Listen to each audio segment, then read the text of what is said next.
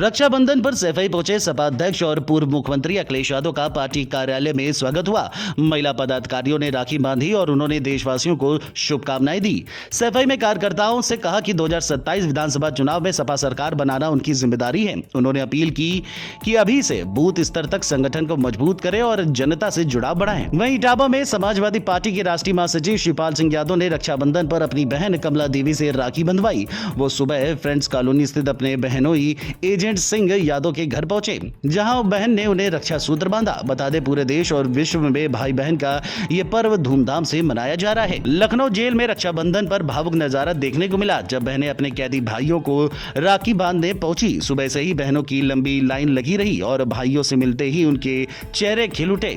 सुरक्षा को ध्यान में रखते हुए जेल में भारी फोर्स तैनात की गई थी। जेल प्रशासन ने आने वाली बहनों के लिए नाश्ते और बैठने की विशेष व्यवस्था की। यूपी के कई जिलों में भारी मानसूनी बारिश से हालात बिगड़ गए हैं। प्रयागराज, वाराणसी, बदायूं, उन्नाव, कानपुर सहित करीब 24 जिले बाढ़ की चपेट में हैं।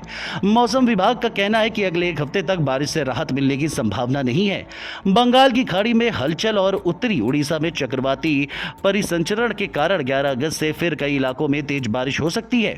शुक्रवार को गोंडा, बहराइच, लखीमपुर खीरी, बाराबंकी और अयोध्या में घनघोर बारिश हुई, जिससे जनजीवन प्रभावित हुआ और जलभराव की समस्या बढ़ गई। खबर चंदौली से है, जहां बबुरी थाना क्षेत्र के पांडेपुर ग्राम सभा में मिट्टी का कच्चा मकान गिरने से बाप बेटी की दबकर मौत हो गई। हादसे के समय 65 साल के शिव मूरत और उनके 35 साल के बेटे एक ही चारपाई पर सो रहे थे। मकान के अचानक ढहने से दोनों की मौके पर ही मौत हो गई।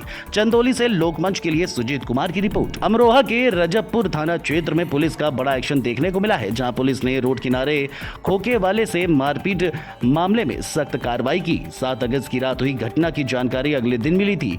जांच में दोषी पाए जाने पर आरक्षी राहुल भाटी और विजय को निलंबित कर दिया गया है, जबकि उप निरीक्षक आकाश कुमार और आरक्षी राहुल राणा और दीपक तोमर को ड्यूटी में लापरवाही के चलते पुलिस लाइन भेजा गया है। अमरोहा से लोकमंच के लिए इकबाल अंसारी की रिपोर्ट। कौशाम्बी के किसानों ने तकनीकी प्रशिक्षण और आधुनिक खेती अपनाकर बड़ी उपलब्धि हासिल की है। उन्होंने 7 क्विंटल भिंडी और 4 क्विंटल करेले का सफलतापूर्वक दुबई निर्यात किया, जो अंतर्राष्ट्रीय मानकों पर खरा उतरा है। इस दौरान जिलाधिकारी ने किसानों को बधाई देते हुए कहा कि उन्हें उन्नत बीज प्रशिक्षण सुविधाएं दी जाएंगी, ताकि वे अधिक फसल उत्पादन कर निर्यात बढ़ा सके। इससे किसानों की आय में भी बढ़ोतरी होगी। कृषि प्रधान देश फिर एक नई मिसाल और नई उपलब्धि हासिल की। कौशाम्बी के किसानों की अंतर्राष्ट्रीय उड़ान हुई, वो भी दुबई। करेला और भिंडी लेकर निर्यात के लिए जनपद के किसानों को तकनीक के आधार पर खेती एवं व्यापारिक फसलों के उत्पादन के प्रति जागरूक करने के साथ प्रशिक्षण प्रदान की गई, जिसका परिणाम 7 कुंटल भिंडी, 4 कुंटल करेला निर्यात के लिए दुबई भेजा गया। बुलंदशहर के सिकंदराबाद में पुलिस का बड़ा एक्शन देखने को मिला है, जहां बाइक सवार लुटेरों से पुलिस की मुठभेड़ हुई।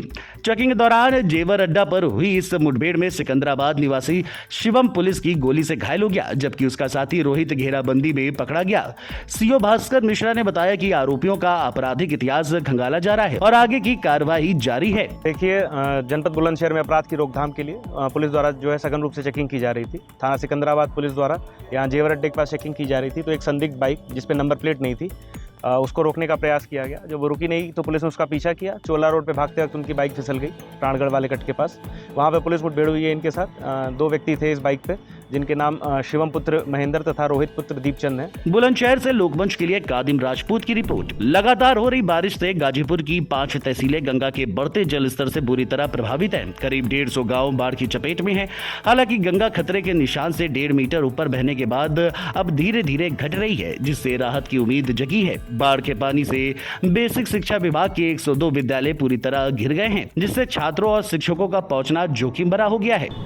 जनपद में कुछ ब्लॉकों में ऐसा देखा जा रहा है कि विगत कुछ दिनों से बाढ़ की स्थिति बनी हुई है और जल बहाव की वजह से विद्यालय पहुंचने में छात्रों को और शिक्षकों को परेशानी का सामना करना पड़ रहा था। तो इसके दृष्टिगत वर्तमान में बाढ़ प्रभावित ब्लॉकों के कुल 102 विद्यालय जो कि विभिन्न ब्लॉकों में स्थित हैं, उनमें कल तक की छुट्टी कर दी गई है, जिसकी वजह से वो विद्यालय बंद हैं और वहाँ पे पठन पाठन कार्य नहीं कराया जा रहा है। इसके बाद भी अगर विद्यालय जो आंशिक रूप से भी प्रभावित हो पाएंगे, उनमें भी सुरक्षित स्थानों पे बच्चों को पढ़ाने की व्यवस्था कराने के निर्देश दिए जाएंगे। ऐसे में ये जो विद्यालय बंद है, इनके टीचरों को क्या मतलब किस तरह उनको क्या निर्देश दिया? और देखिए, वर्तमान समय में ऐसे विद्यालय बंद हैं जो पूर्ण रूप से बाढ़ से प्रभावित हैं, तो वहाँ पे पूर्ण रूप से अवकाश घोषित कर दिया गया है।